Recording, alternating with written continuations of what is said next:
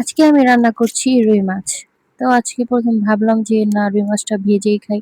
তারপর ভাবলাম না কিছু সবজি দিয়ে রান্না করি। আর রেসিপিটা আপনাদের কাছেও শেয়ার করি। এভাবে রান্না করে খেয়ে দেখবেন। ইনশাআল্লাহ অনেক মজা হবে। তো ১ম এই আমি মাছটা কড়া ভাজা দিয়ে নিছি। রুই মাছটা ভালোভাবে তেলের মধ্যে তারপর কুচি করে পেঁয়াজ ভাজা হয়ে গেলে সেখানে আমি পানি দিয়ে দিচ্ছি। তারপর আদা বাটা দিয়ে দিচ্ছি। হলুদ, মরিচ, ধনিয়া, তারপর লবণ পরিমাণ মতো দিয়ে সুন্দর মতো আমি মসলাটা কষিয়ে নেব। তো এখানে দেখতেই পাচ্ছেন মসলাটা আমি কষাচ্ছি। তারপরে এখানে পানি দিয়ে দিব। পানি দিলে তাহলে মসলার গন্ধটা থাকবে না, মসলাটাও পড়বে না। সুন্দরভাবে কষানো হয়ে গেলে আমি এখানে আজকে দুন্দুল দিয়ে রান্না করব। তো এখানে দুন্দুল দিয়ে রান্না করার কারণে আলুটা আগে দিয়ে দিতেছি।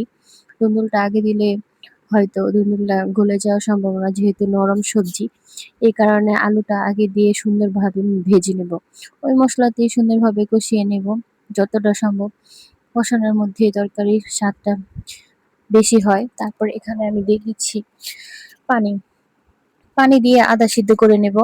সিদ্ধ করার পরে তারপর এখানে আমি দুন্দুলটা দিয়ে দিব। সুন্দরভাবে দুন্দুল আর আলু আরো কষিয়ে নেব। তো আলুটা আমি এখানে ৭০% সিদ্ধ করে নিছি, ভাজা করে নিছি। যেহেতু দুন্দুলটা বললামই নরম সবজি সেই ক্ষেত্রে অল্প পরিমাণে আমি অনেকটা হয়ে আসলেই তারপর আমি দিলাম। তো এখানে দেখতেই পেতেছেন ভালোভাবে কষিয়ে আমি বেশি কষালাম না, বেশি কষালে বেঙ্গলটা থেতলিয়ে যাবে। এই কারণে আমি পানি দিয়ে দিলাম সুন্দরভাবে। পরিমাণ মতো পানি দিয়ে ঝোলের জন্য যদি আপনারা ঝোল খেতে চান ঝোল রাখবেন। আর মন মতো ঝোল না খেতে চাইলে এভাবেই রাখবেন। তো এখানে দেখতে পেতেছেন আমি সুন্দরভাবে সবজিটা সিদ্ধ করার জন্য পরিমাণ মতো বেশি পানি দিব না। যেহেতু দুন্দুল থেকে পানিটা আসবে এ কারণে বেশি পরিমাণে পানি দিচ্ছি না। তো এখানে আমি চুলায় বসিয়ে দিলাম। সুন্দরভাবে হচ্ছে। পরিমাণ মতো বলকানো আসলে সবজিটার মধ্যে আমি এখন মাছগুলো দিয়ে দিব। যেহেতু মাছগুলো আমি ভেজে নিছি, মাছগুলো আরও একটু সিদ্ধ হওয়ার প্রয়োজন আছে।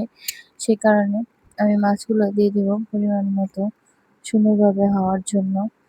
তো পরিমাণ মতো এখনো আমার আরো পানিটা শুকানোর প্রয়োজন আছে। তারপরে এই যে মাছগুলো দিয়ে দিলাম সুন্দরভাবে। তো এখানে আমি আপনারা চাইলে একটু উপরে জিরা গুঁড়া দিতে পারেন বা নাও দিতে পারেন। এটা আপনাদের টেস্টের উপরে ডিপেন্ড করে। কিন্তু আমি হালকা একটু জিরা দিয়ে দিয়েছিলাম। তারপর ঢেকে দিয়েছিলাম সুন্দর মতো ভালোভাবে। তো পরিমাণ মতো সোড়া রেখে খেতে পারেন। এখানে ওই জিরা গুঁড়াটা দেওয়ার পরে ৫ মিনিট পরেই নামিয়ে নিয়েছি।